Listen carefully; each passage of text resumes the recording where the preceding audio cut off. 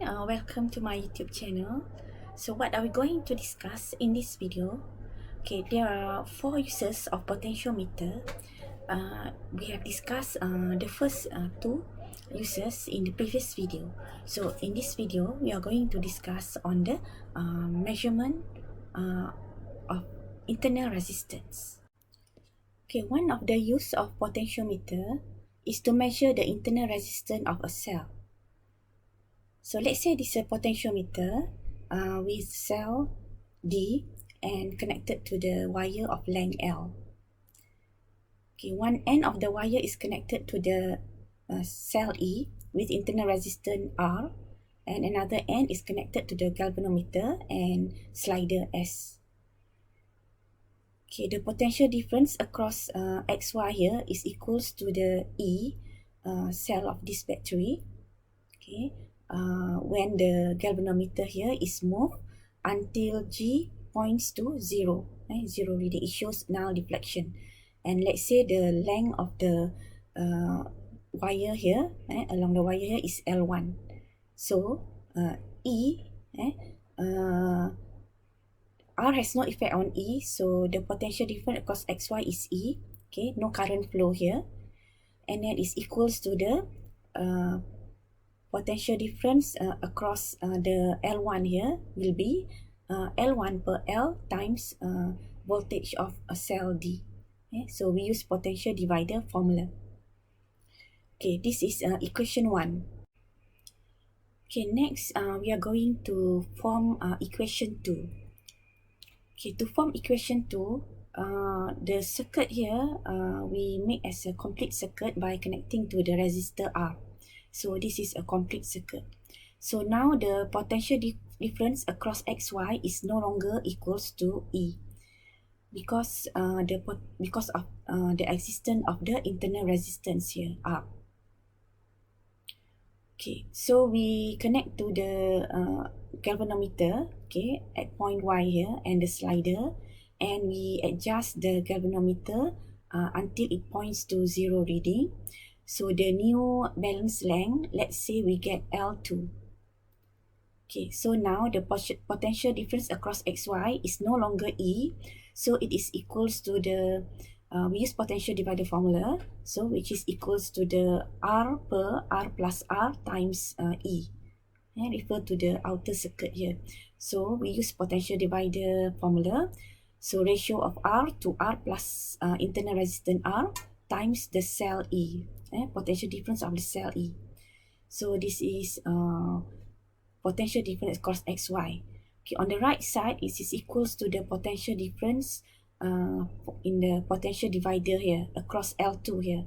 Okay, potential difference across L2 from the potentiometer.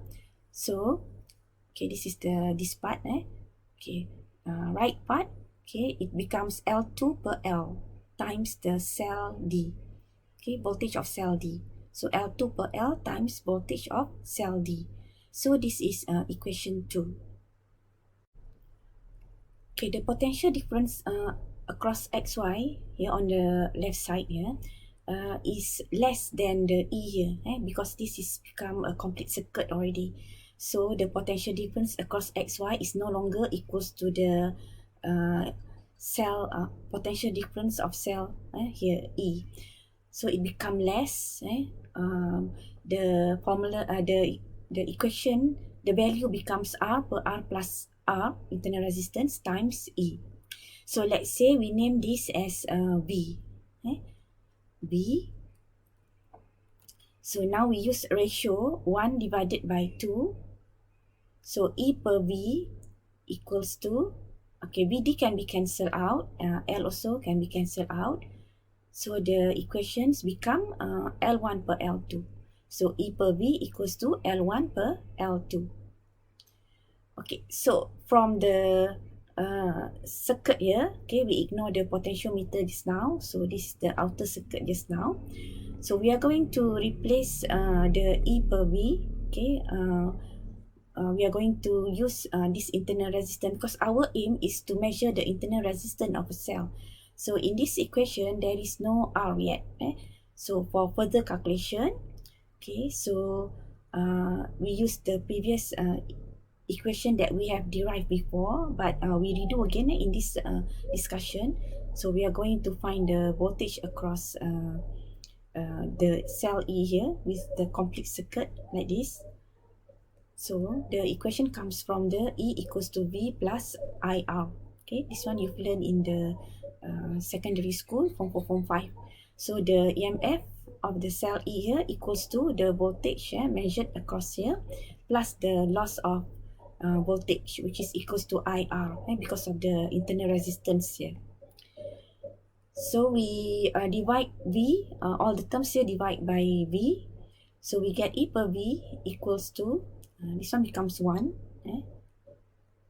plus IR per, V here equals to IR, so you can cancel the I. So we don't use I here. So the equation becomes E per V equals to 1 plus internal resistance per R. So you can substitute this equation into here. So now we have internal resistance in the equation. This is what we are going to determine. So we know the value of R, and then L1 measured just now, L2 also measured just now. So we can solve for R. So we rearrange this equation, so becomes R equals to R times bracket L1 per L2 minus R. So this is how we get the internal resistance from the potentiometer. Okay, from the equation just now, 1 plus internal resistance per R equals to L1 per L2. So we can do experiment in the lab, okay, to get the more accurate value of internal resistance. Okay, we divide into two parts for the experiment. The first part, we connect to the cell E only, and get the length L1. Okay, L1 we get just now is by moving the slider so that the galvanometer shows null deflection. Okay, this is the L1 reading. Then the second part, the cell with internal resistance R, we connect to the resistor. Now it becomes a complete circuit here, and we get the reading L2, the new balance length, when we adjust the slider S here so that G shows null deflection. So we varies the value of R here, okay, and take the corresponding reading of L2. Okay, we get a few readings, at least 6 reading, better. Okay, then we can plot a graph.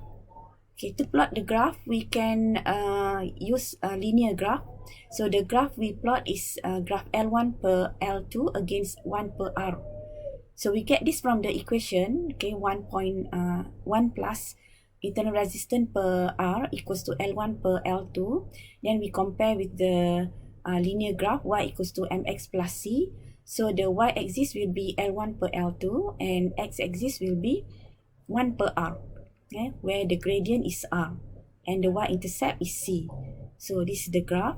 So L1 per L2, Y-axis, X-axis will be 1 per R and the Y-intercept will be 1 here. Compare with the linear equation. So the graph, we can predict the graph is a shape of a linear graph. Okay, then the gradient of the graph will be equals to the gradient R. So we can get the value of R more accurately. Okay. And also from the x-axis, we can also calculate internal resistance from the x-axis. Okay, it is also, we can equate the x-axis here, the value of x-axis, the x-intercept, okay, equals to negative 1 per R to get R value, internal resistance value. Okay, in the equation here, for x-axis, L1 per L2 is equals to 0. Okay, so we can substitute into the equation 1 plus internal resistance per R. So 1 per R is the x-axis, so equals to negative 1 per R. So that is why you can get internal resistance from the x-intercept also. Okay, so that's all for the video. Okay, we have finished discussing potentiometer, which is used to measure the internal resistance of a cell. So thank you for watching. Bye.